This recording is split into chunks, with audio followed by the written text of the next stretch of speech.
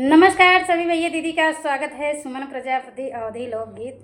तो आज का गीत है बहुत ही मनमोहक भजन गीत है, राम जी का भजन गीत है। तो जब राम वनवास चले जाते हैं तो दशरथ जी आप लोग जानते हैं। तो आइए अपने गीत के माध्यम से आप लोग को ले चलते हैं रामायण में।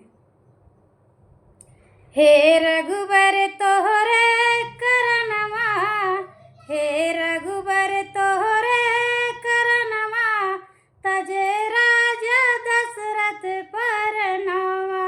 हे रघुवर तोहरे करनमा, तजे राजा दशरथ परनावा।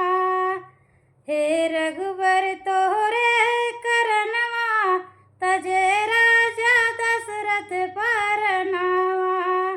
राम तया है मोरे आँखी के पुतरिया, राम तया है मोरे आँखी के पुतरिया। दशरथ दुई नौ नयनवा, तजे राजा दशरथ परनावा। हे रघुबर तोहरे करनमा, तजे राजा दशरथ परनावा। सीता तयहि मोरे हथवा के कलचुल, सीता तयहि मोरे हथवा के कलचुल।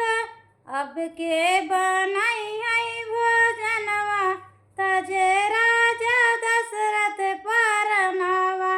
अब के बनाई है भोजनवा, तजे राजा दशरथ परनावा। हे रघुबर तोहरे करनवा, तजे राजा दशरथ परनावा। जाई के राम पहुँचे चित्रकूट में, जाई के राम पहुँचे चित्रकूट में। हुआ नाया है ठिकनवा, तजे राजा दशरथ परनावा। हुआ नाया है ठिकनवा, तजे राजा दशरथ परनावा। हे रघुबर तोहरे करनवा, तजे राजा दशरथ परनावा।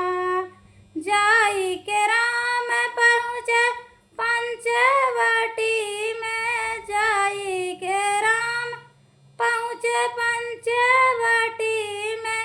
हुआ बाबा सीता हरनवा, तजे राजा दशरथ परनावा।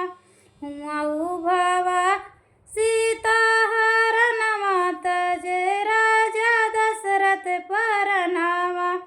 हुआ सीता हरनवा, तजे राजा दशरथ परनावा।